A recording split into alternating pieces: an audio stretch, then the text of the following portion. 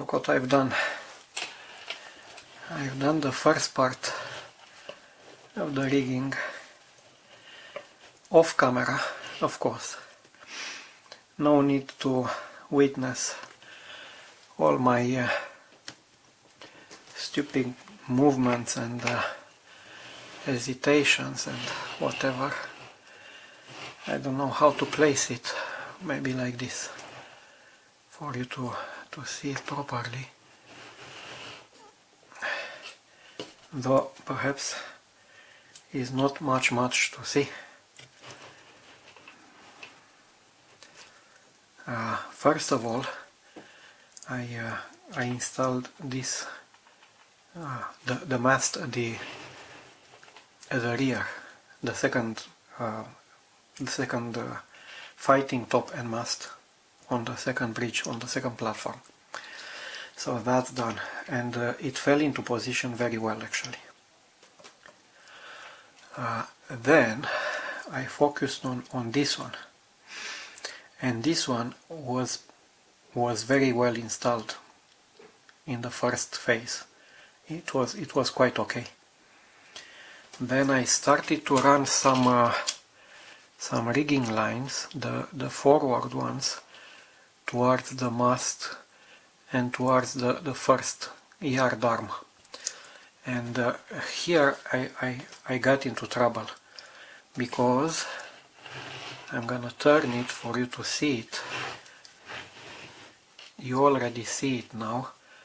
The middle yard arm is not parallel anymore, this one. Why? Because this line here is very tensioned. You can see when I release it, there is movement in that arm. And this one also is a bit tensioned, but not much. The problem is mainly here. Anyway, let's say both of them are a problem. But what can I say?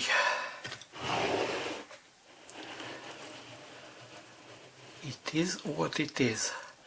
I could perhaps cut them and rerun them with very little tension, just for them to stay straight.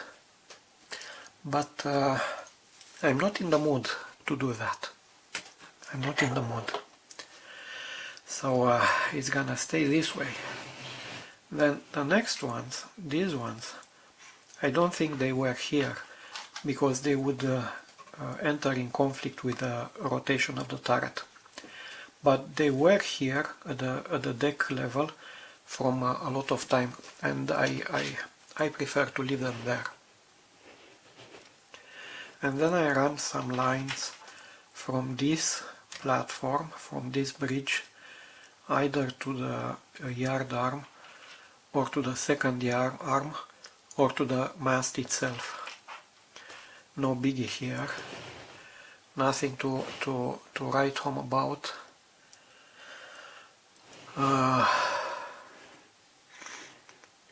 And then I've run a couple of lines from the first platform for the second platform to the funnel. When you look at it like this, it looks like having a lot of wires and a lot of whatever rigging, but in reality there are only a couple of them each side. So don't get enthusiastic about that. Yeah. So I believe now it would be an interesting time to engage in some touch-up work for the forward part of the ship, starting perhaps from here to the bow. Especially this railing has to be painted a bit at least, and there are some scratches and painting damages to the funnels and so on. So I should have done that before installing the rigging, but I was I was very impatient, yes. I wanted to see what's going on with the rigging, and all in all it went well, except this yard arm. So maybe the second one I will do it better. I will not tension the wire. We'll see how it goes. We'll see how it goes and what gives. So the next phase I think is gonna be a bit of touch up, and then either I'm gonna go to step 28 or I'm gonna do the second part of the rigging. I don't know. Interesting enough, in this case we cannot run much rigging between the funnels or between in this space here because of the booms lifting the boats and getting the boats in the water. They cannot interfere with much rigging in this volume here. Yeah, well, yeah, there was something else I wanted to say. I recently discovered this this channel on YouTube. It's called David's Ships, and the guy, I think it's a younger guy, and what he does, he works in 1 in 350, and he did some models before, but not very documented. But now he's building the hood, the HMS hood, and he's building it. He's documenting it in very much detail. 1 in 350, the Trumpeter kit, and he's doing it in very much detail, and he posts one episode every week regularly. He's now at episode 77 or 78 or something like this. But by the time you will watch this video of mine, he will be well advanced, if not finished with the hood. But today, as per today, mid-December, he's at 77 or 78. So every week he posts something there, and you cannot but admire his technique. His technique is so good, and his videos are very clean, and he sticks to the subject. He doesn't deviate from the subject, you know. He doesn't tell you stories or this and that and the weather and the walk in the forest and all the crap I put in my videos. So yeah, very interesting, a very interesting channel. A lot of things to learn also. A lot of things to learn, especially because he works in 1 in 350. And you know, Ron Calverley, he works in 200, and things are a bit different. So very nice source if you want to learn something. This would be the place to go. It's called David's Ships. Yes, on YouTube. Very interesting. Here we are now at step 28. I've lost my red tweezers. I don't know where is it. It deserted me. Yes. Step 28. In step 28, I will do, or rather I will not do something, and that's gonna upset you, and you will call me lazy once again. And once again I will explain this. This build is about my fun, not about some particular standard for the vessel itself. I'm talking about this collection of bent and glued whatever photo etch for exterior access stairs, which I decided not to do. Yes, I am lazy. I feel lazy. We are just before Christmas. I'm lazy. On the contrary, I will do the rest of it. These frames that I think were serving a purpose in lifting the boats out of the water, and it would be a good time to install the second turret. It would be a good time to install the exterior boats, the outside boats, and thanks God I did the propellers way before the instructions. I think it would have been very difficult, and not for somebody like me, to install the propellers now. So this part is done. This is not to be done, and I'm stuck with the rest of them. Now for the frames, these are H30 parts, plastic parts, H30, and they come with some small photo etch, of course, which represents the winches and the whole mechanism to actually lift the boats. Yeah, this one, the rest of them are here. I only cut 3 of them. There are 4 of them, 2 for each frame, and I still have to cut the 4th one. But anyway, here we are. So I'm gonna do this, and then I'm gonna paint everything at the end once installed. It's interesting how sometimes I think about painting everything prior to installation, and sometimes I think maybe it's easier to just install them, glue them in place, and then painting everything.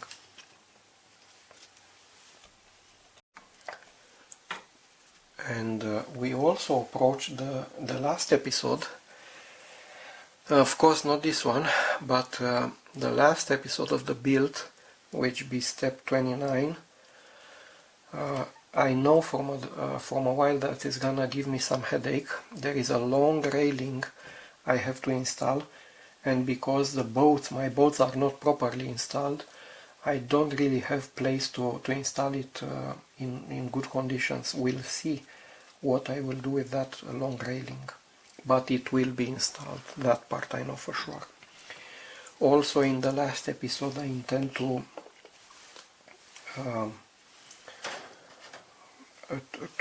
do some rigging for the second mast, and yeah, that's supposed to be the last episode of the build as per Trumpeter instructions, but I think I'm gonna continue with another episode where I will have a surprise, a big surprise for you that will compensate for not doing this, will more than compensate, and would be interesting to talk about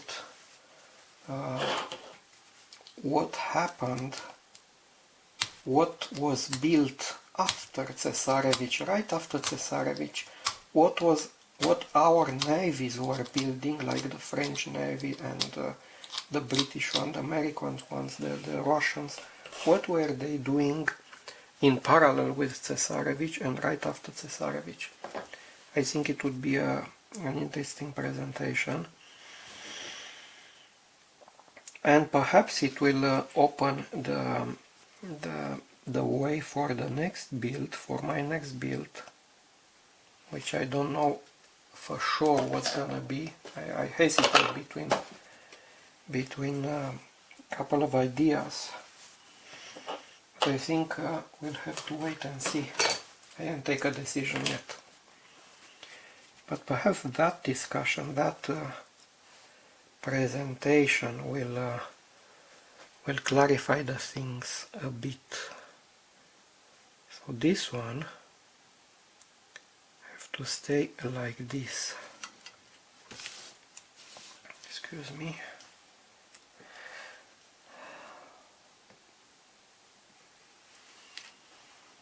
Excuse me again.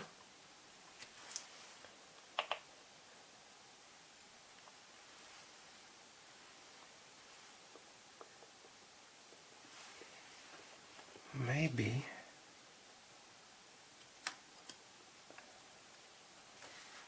something like this. No, I'm not in a good position because of the tweezers.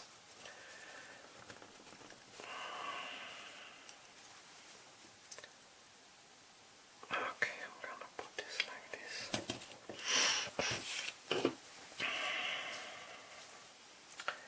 Let's try again.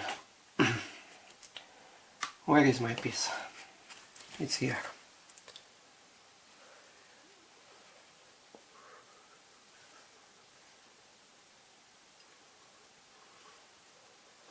I tell you again, if you want to witness something very, I don't know, professional even, and very clean and nicely done, you could go to this site I just recommended. I'm very clumsy today. David's Chips, and see how he's doing things.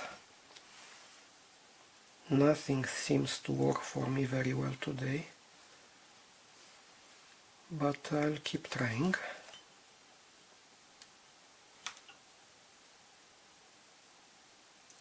It should stay like this. I'm gonna keep it in the tweezer for a while just to cure a bit, and then I will go to the next one.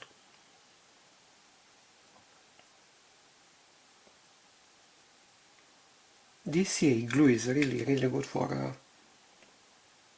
photo etch, and I believe there are some accelerators, curing accelerators for CA glue.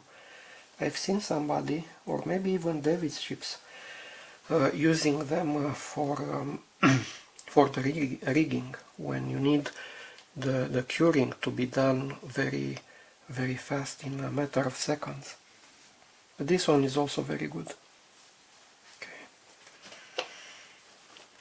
Let's try the second one, and I will do the second frame off camera. I will also paint them off camera.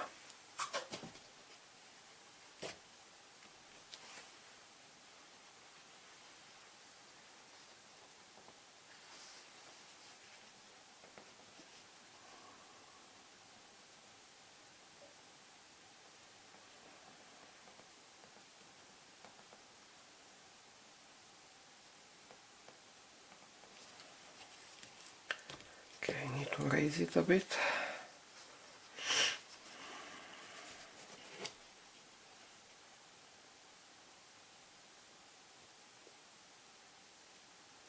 Just like this.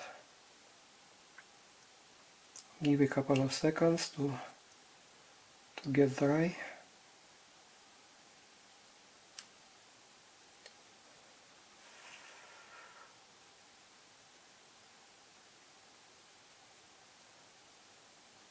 You have to observe that I glue them on the face of the frame, which is completely not realistic. Normal people would have strived to glue them in the axis, in the center line of these members, under the plastic, and here in the interior, on the interior side. Again, call me lazy.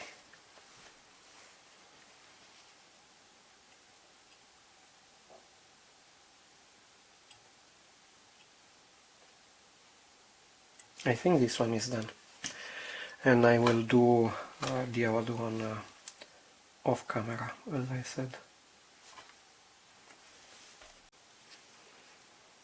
Well, this is what I did in the end. I've installed the two bolts on the outside of the hole. I've installed these frames for lowering the boats in the water. They are still moving, not yet cured completely.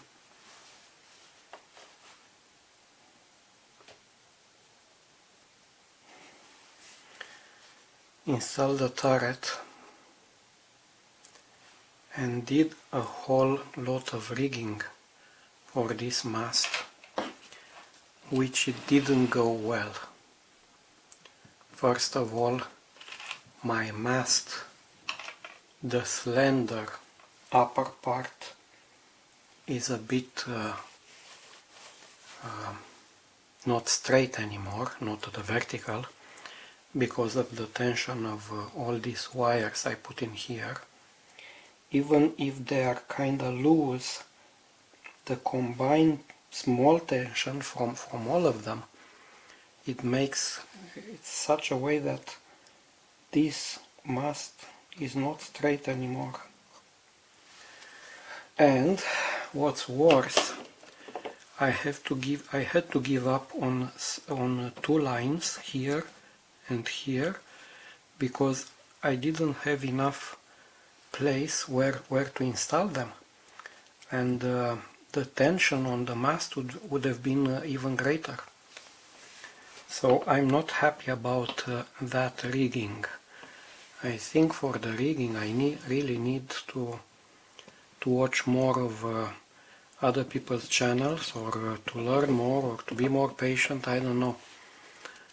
Did I tell you about Ron Calverley, when he did the rigging for Hood? It took him 47 episodes. 47 episodes, yes. So you can see how this goes. What's the difference, the big difference between 2 pairs of hands. So we'll see. I think we're getting to the finish pretty soon, in step 29. The only thing that I have to install is photo etch, is railing. I told you about the long railing here. I don't know how I'm going to install that one. And there is railing here. We'll see how it goes. The red tweezers came out of hiding. They were behind, behind something else. We'll talk about that next time. Thank you for watching.